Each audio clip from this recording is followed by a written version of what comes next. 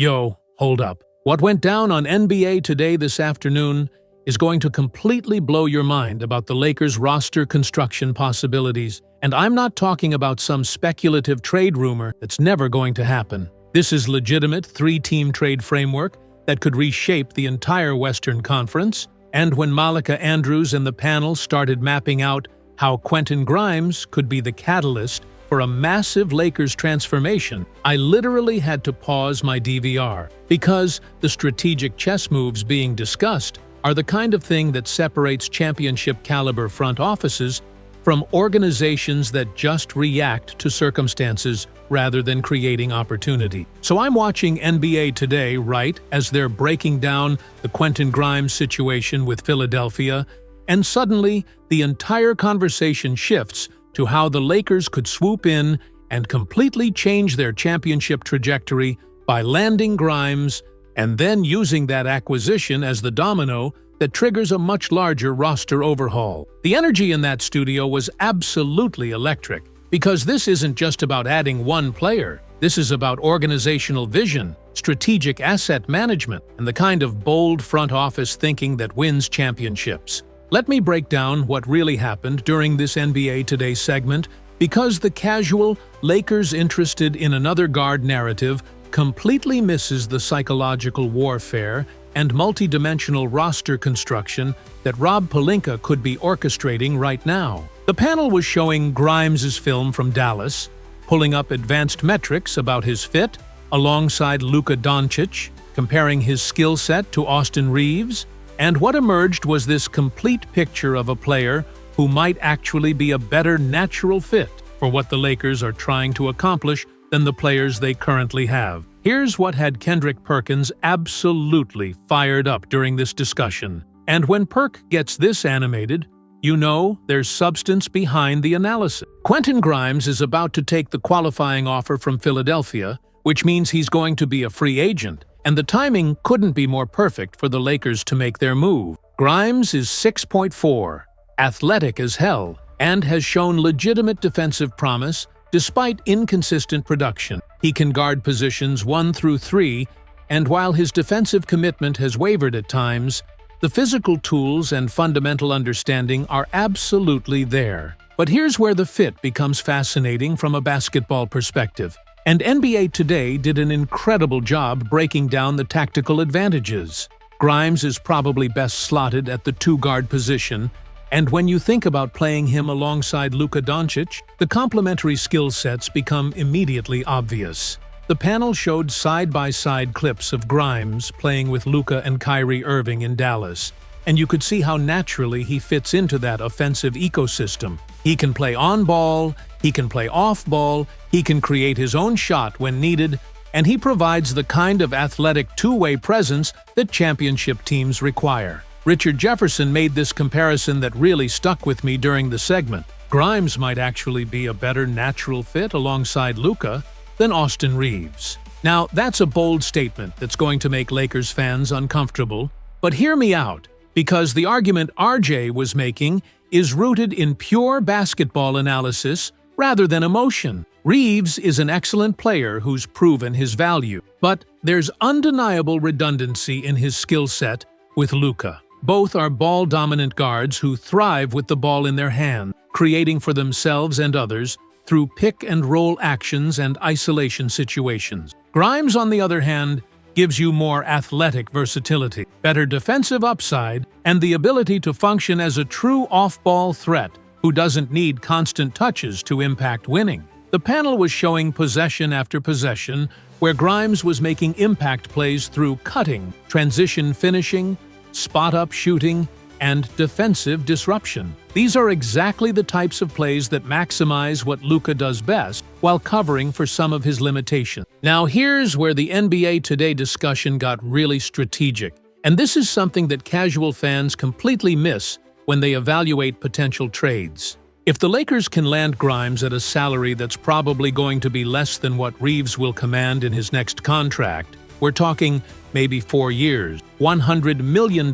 for Grimes versus potentially $35 million annually for Reeves. Suddenly you've created both financial flexibility and opened up the possibility of using Reeves as a trade chip to address other roster needs. The Houston Rockets angle became the centerpiece of the segment's trade framework discussion, and Malika was asking exactly the right questions about mutual fit and organizational timing. Houston just lost Fred VanVleet. They desperately need a playmaking guard who can create offense, and they have an absolute surplus of young, athletic, two-way wings that the Lakers desperately need. This is what you call perfect trade alignment. Both teams have exactly what the other needs. Perkins was going off about how Austin Reeves on the Rockets makes so much basketball sense, it's almost absurd. Houston has all the size, length, athleticism, and defensive talent to mask Reeves's defensive limitations while maximizing his offensive creativity. They need someone who can handle the ball, make plays, and provide steady veteran presence for a young roster trying to take the next step toward contention. Reeves checks every single box, and the timing is perfect because Houston is in this window where they need to capitalize on their young talent before contracts get expensive. The Lakers' side of this equation became even more compelling as the panel started mapping out potential return packages, and this is where you really see the genius of what Pelinka might be constructing. Imagine trading Reeves to Houston and getting back someone like Tari Eason, a young, athletic, switchable wing who can defend multiple positions and provide exactly the kind of two-way versatility the Lakers have been missing. Maybe you add in a player like Jae'Sean Tate for additional wing depth, or perhaps a young guard like Reed Shepherd who could develop into a long-term piece. But here's the key insight that NBA Today kept hammering home. This isn't just about the immediate return from trading Reeves.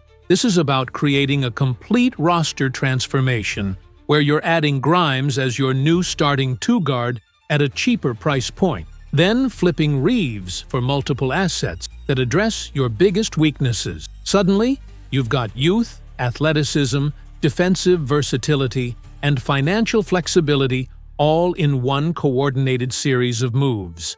Richard Jefferson made this point about championship roster construction that I thought was absolutely brilliant. He said championship teams aren't built by standing pat and hoping your current roster gets incrementally better. Championship teams are built by identifying inefficiencies in your roster, understanding market dynamics, and having the courage to make bold moves that improve your overall talent level, even if it means moving popular players. That's exactly what this Grimes for Reeves framework represents.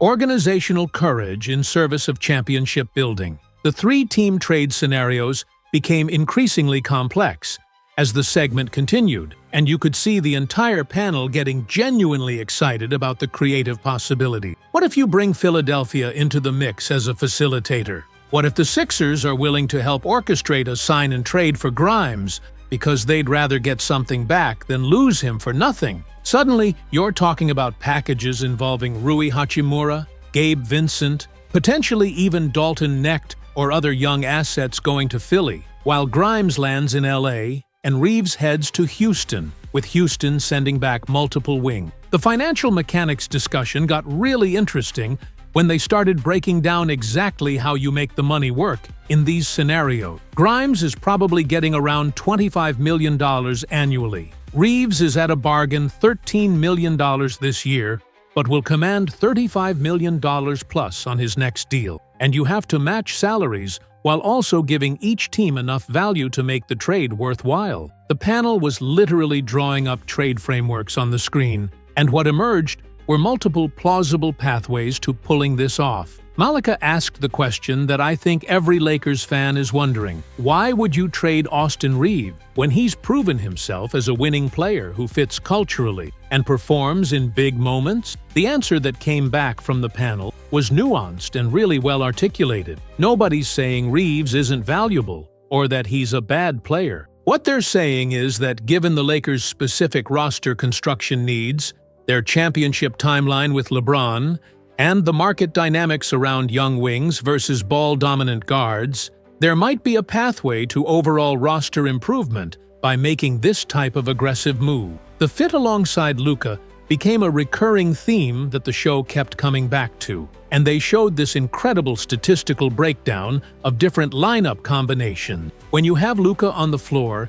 you need players who can thrive without constant ball touches, who can defend multiple positions, who can space the floor, and who can make quick decisions in transition. Grimes checks all those boxes in ways that actually might be more natural than what Reeves provides, even if Reeves is arguably the more skilled overall player. The bench scoring issue got significant attention during the segment, and this is where the Grimes acquisition makes even more sense even if you don't immediately trade Reeves. The Lakers were literally last in bench scoring last season, and adding someone like Grimes who can come in and give you instant offense in a sixth-man role completely changes your rotation flexibility. Even if the long-term plan is to eventually flip Reeves, having Grimes on the roster immediately makes you deeper and more dangerous. The youth and timeline discussion became the emotional crescendo of the entire segment, and Perkins was particularly passionate about this angle. He was talking about how championship windows close faster than anyone expects,